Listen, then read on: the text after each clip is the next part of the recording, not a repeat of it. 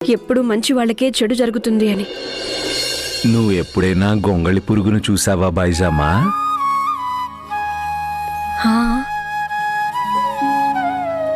దానంతట అదే దాన్ని పట్టుగూడులో బంధించుకుంటుంది. దానికి ఎంత బాధ కలుగుతుంది.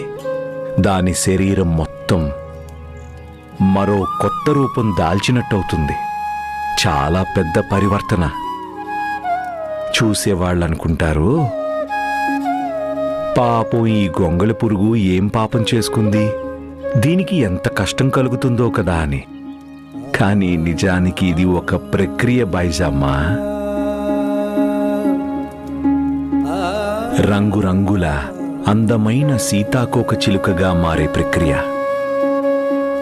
దేన్ని మనుషులు కష్టమనుకుంటారో నిజానికి అది వారి పరివర్తన సమయం అన్నట్టు.